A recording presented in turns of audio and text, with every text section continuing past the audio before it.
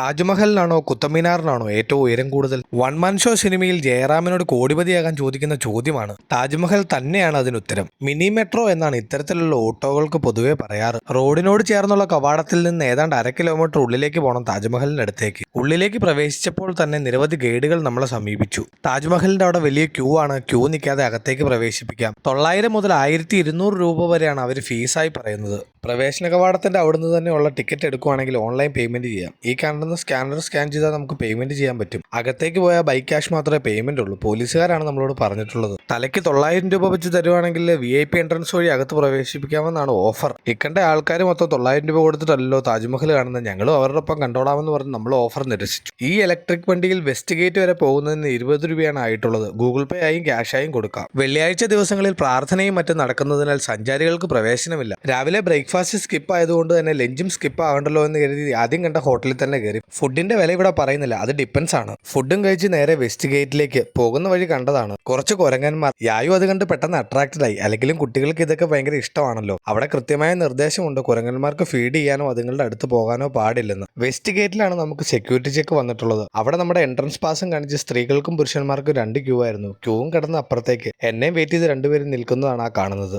താജ്മഹലിലേക്ക് പ്രവേശിക്കാൻ പ്രധാനമായും 3 കവാടങ്ങളുണ്ട്. ഈ ഇടതുവശത്തും വലതുവശത്തും കാണുന്ന തരത്തിലുള്ള ചുവന്ന സാൻഡ്സ്റ്റോണുകൾ കൊണ്ടുള്ള നിർമ്മിതികളാണ് താജ്മഹലിന് ചുറ്റും. കുറച്ച് മുന്നോട്ട് ചെന്നപ്പോഴത്തേക്കിനും ചെറുതായി ഒന്ന് ടയേർഡായി. എങ്കിലൊന്ന് ഇരുന്നിട്ട് പോകാമെന്ന് കരുതി വെയിറ്റ് ചെയ്യാൻ നിന്നപ്പോഴാണ് താജ്മഹലിന്റെ മകുടം. അത് ആസ്വദിച്ച് അവിടെ ഒരു 2 മിനിറ്റ് നിന്നു. കാലപ്പഴക്കം കൊണ്ടാകാം താജ്മഹലിന്റെ മകുടത്തിന്റെ ഭാഗത്ത് ചെറിയ ലീക്കേജുകളുണ്ട്. ആർക്കിയോളജിക്കൽ സർവേ ഓഫ് ഇന്ത്യയുടെ മെയിൻ്റനൻസ് ഇപ്പോൾ നടന്നുകൊണ്ടിരിക്കുകയാണ്. കേളപ്പെട്ട ഗൈഡിന് ഇന്നത്തേക്കുള്ള കോളെത്തിട്ടുണ്ട്. ഈ കാണുന്നതാണ് താജിന്റെ ഗ്രേറ്റ് ഗേറ്റ്. ഇത് കടന്നു വേണം താജ്മഹൽ കാണുവാനായി അകത്തേക്ക് പ്രവേശിക്കാൻ. മുല്ലപ്പൂമ്പൊടി ഏറ്റുകിടക്കുന്ന കല്ലിന്റെ സൗരഭ്യം പോലെ തന്നെ താജ്മഹലിനോട് ചേർന്ന് നിൽക്കുന്നതുകൊണ്ടായിരിക്കും അതിമനോഹരമാണ് ഈ കവാടവും. ചെറുപ്പം മുതലേ പാഠപുസ്തകങ്ങളിൽ പഠിച്ച് മറ്റുള്ളവരോട് സംസാരിക്കുമ്പോൾ താജ്മഹലിനെ കൂട്ടി ഉപമിച്ച് അങ്ങനെ മനസ്സിലും സിനിമയിലും എല്ലാം കണ്ട ആ താജ്മഹൽ എന്ന മഹാനിർമ്മിതി നേരിൽ കാണാൻ പോകുന്നതിന്റെ ക്യൂരിയോസിറ്റി എനിക്ക് ശരിക്കുണ്ട്. പടിപ്പുരയ്ക്കുള്ളിലേക്ക് അടുക്കുംതോറും വെട്ടിത്തിളങ്ങി നിൽക്കുന്ന താജ്മഹൽ നമ്മുടെ കണ്ണഞ്ചിപ്പിക്കും. കൂടുതൽ അടുക്കുംതോറും താജ്മഹൽ കൂടുതൽ വ്യക്തമായിക്കൊണ്ടേയിരിക്കുന്നു. ശരിക്കും താജ്മഹലിന്റെ കാഴ്ച നമ്മുടെ കണ്ണുകളിലേക്ക് ആഴ്ന്നിറങ്ങുമ്പോൾ ഫോണിൽ ഇത് പകർത്തണോ നേരിട്ട് കാണണോ? എന്റെ കണ്ണുകൾ കൊണ്ട് തന്നെ എനിക്ക് ഈ ലോകാത്ഭുതം ആദ്യമായി കാണണം. അതെയോ ഫോണിൽ പകർത്തിയതിനു ശേഷം പിന്നീട് ഫോണിൽ കണ്ടാൽ മതിയോ എന്നുള്ളൊരു ആശയക്കുഴപ്പം ശരിക്കും എനിക്കുണ്ടായിരുന്നു. പക്ഷെ രണ്ടും കൽപ്പിച്ച് ഞാൻ എൻ്റെ കണ്ണുകൾ കൊണ്ട് തന്നെ നടന്നുകൊണ്ട് കണ്ട് ഫോണിൽ അതേസമയം തന്നെ ക്ലിപ്പും പകർത്തി. ലോകമെങ്ങും അറിയുന്ന ഇന്ത്യയുടെ ഒരു ചിഹ്നം എന്ന് തന്നെ പറയാൻ പറ്റുന്ന ലോകത്തിലെ ഏറ്റവും കൂടുതൽ ആളുകൾ കണ്ടിട്ടുള്ള ഫോട്ടോ എടുത്തിട്ടുള്ള ഒരു നിർമ്മിതി. ആ നിർമ്മിതി ഇങ്ങനെ തിളങ്ങി നിൽക്കുന്നു. സത്യത്തിൽ എന്താ പറയണ്ടേ? പറയാൻ വാക്കുകൾ പോലും കിട്ടുന്നില്ല. താജ്മഹലിന്റെ ഏറ്റവും ഭംഗി എന്ന് പറഞ്ഞാൽ ഈ കാണുന്ന ഈ വ്യൂ ആണ്. നമുക്ക് കിട്ടുന്ന ഈ വ്യൂവിലാണ് താജ്മഹലിന്റെ ഏറ്റവും ഭംഗിയും നമുക്ക് ഏറ്റവും കൂടുതൽ സാറ്റിസ്ഫാക്ഷൻ കിട്ടുന്നത്. ഉള്ളിൽ പ്രവേശിച്ചാൽ പിന്നെ പ്രത്യേകിച്ച് ആക്ടിവിറ്റീസ് ഒന്നുമില്ല. എല്ലാവരുടെയും പ്രധാന ആക്ടിവിറ്റി എന്ന് പറഞ്ഞാൽ ഇതിന്റെ ഫ്രണ്ടിൽ നിന്ന് വ്യത്യസ്ത ആംഗിളിൽ നിന്നുള്ള ഫോട്ടോ പകർത്തുക എന്നുള്ളത് മാത്രമാണ്.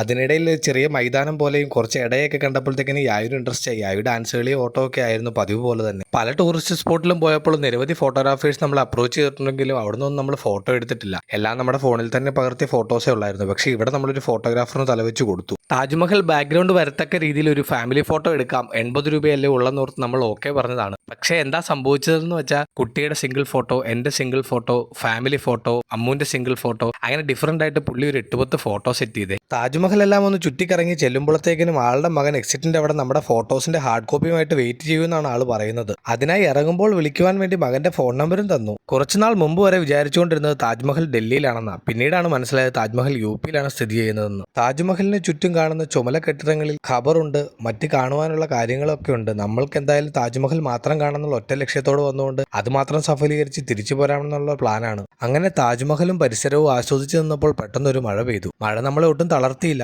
മഴ ശക്തമായപ്പോഴേക്കും അവിടെ ഇവിടങ്ങളിലായി നിൽക്കുന്ന മരങ്ങളുടെ ചുവട്ടിലേക്ക് എല്ലാവരും ഓടാൻ തുടങ്ങി. പക്ഷേ യായു പോയില്ല. യായു അവിടെ നിന്ന് യായുവിന് അറിയാവുന്ന പോലെ വട്ടം കറങ്ങിയുള്ള യായുവിൻ്റെ മെയിൻ സ്റ്റെപ്പ് ഇട്ടു. കുറച്ചു നേരം നിന്ന് കഴിഞ്ഞപ്പോൾ ആളുകളെല്ലാം ഞങ്ങളെ നോക്കാൻ തുടങ്ങി. പിന്നെ ആരെങ്കിലും വന്നിട്ട് തെറി പറയുമോ എന്ന് ഓർത്ത് അമ്മു യായുവിനെ എടുത്തുകൊണ്ട് നേരെ മരച്ചുവട്ടിലേക്ക് ഓടി. അടുത്ത ലക്ഷ്യം നമ്മുടെ എടുത്ത ഫോട്ടോസിന്റെ എല്ലാം ഹാർഡ് കോപ്പി കളക്ട് ചെയ്യാന്നുള്ളതായിരുന്നു. അതിനായി എക്സിറ്റിലേക്ക് പോവുകയായിരുന്നു. അതിനിടയ്ക്ക് യായു എന്ത് ചെയ്താൽ വരുന്നില്ല. യായു അതിലെ കൂടെ ഓട്ടവും ചാട്ടവും അല്ല, ഒരു തരത്തിൽ പുള്ളിനെ എടുത്തുകൊണ്ടും നോടിപ്പിച്ചുകൊണ്ടും നടപ്പിച്ചുകൊണ്ടൊക്കെ എക്സിറ്റ് വരെ എത്തി. താജ്മഹലിന്റെ ഏത് ഭാഗത്തു നിന്ന് ഫോട്ടോ എടുത്തു കഴിഞ്ഞാലും ഏത് ഭാഗത്തു നിന്ന് വീഡിയോ എടുത്താലും നമുക്ക് മതിയാവില്ല കേട്ടോ. അത്രയധികം മനോഹരമാണ് ഇതിന്റെ ഓരോ മുക്കും മൂലയും തന്നെ. അതുകൊണ്ട് തന്നെ എൻ്റെ കയ്യിൽ നിരവധി ഫോട്ടോകളും നിരവധി വീഡിയോസും ആണ്. പക്ഷേ എല്ലാം നമുക്ക് അപ്ലോഡ് ചെയ്യാനും പറ്റില്ല. പുറത്തേക്ക് ഇറങ്ങുന്ന വഴി കിട്ടിയ നമ്പറിൽ ഞങ്ങളൊന്ന് വിളിച്ചു. എന്തായാലും കക്ഷി നമ്മളെ വെയിറ്റ് ചെയ്ത് നിൽപ്പുണ്ടായിരുന്നു. ഞങ്ങൾ വന്നപ്പോൾ ഞങ്ങളുടെ ഫോട്ടോ കാണിച്ചാണ് പുള്ളി അടുത്തേക്ക് വിളിച്ചത്. ഫോട്ടോ കാണിച്ച് നേരെ സ്റ്റുഡിയോയിലേക്ക് ചെല്ലാൻ പറഞ്ഞു. ഒരു കുഞ്ഞു സ്റ്റുഡിയോ ആണ്, ചെറിയൊരു കടമുറി. ഞങ്ങൾ ആളുടെ കൂടെ ചെന്നപ്പോൾ നമ്മുടെ ഫോട്ടോസ് എല്ലാം നിരത്തി ഇട്ടു. ഫോട്ടോസും കളക്ട് ചെയ്ത് പേയ്മെന്റും കൊടുത്തു കഴിഞ്ഞപ്പോൾ ഞങ്ങൾ വെറുതെ ഒന്ന് ചോദിച്ചു, ഈ ഫോട്ടോസ് എല്ലാം PDF ആയിട്ട് തരാമോ? അതിന് എക്സ്ട്രാ പേയ്മെന്റ് ഉണ്ടെന്ന് പറഞ്ഞു. അപ്പോൾ ഞങ്ങൾ പറഞ്ഞു, അച്ഛൻ പറഞ്ഞത് ഫ്രീ ആയിട്ട് സെൻഡ് ചെയ്ത് തരാമെന്നാന്ന് പറഞ്ഞപ്പോൾ അവർ ആ ഫോട്ടോസും സെൻഡ് ചെയ്ത് തന്നു. താജ്മഹലിന്റെ ചുറ്റുപ്രദേശങ്ങളിൽ പൊല്യൂഷൻ കൺട്രോളിന്റെ ഭാഗമായിട്ട് കൂടുതലും ഇലക്ട്രിക് വാഹനങ്ങളെയാണ് കേട്ടോ ഗവൺമെന്റ് പ്രൊമോട്ട് ചെയ്യുന്നത്. നമ്മൾ നമ്മുടെ സ്ഥിരം സാരഥിയായ ഊബർ ഓട്ടോസ് ബുക്ക് ചെയ്തിട്ട് വെയിറ്റിംഗിലാണ്. ഒരു 2-3 മിനിറ്റ് വെയിറ്റ് ചെയ്യേണ്ട വന്നെങ്കിലും ഓട്ടോ കൃത്യസമയത്ത് കൃത്യം സ്പോട്ടിലെത്തി. ശേഷം ഓട്ടോയിൽ കയറി നേരെ റൂമിലേക്ക്.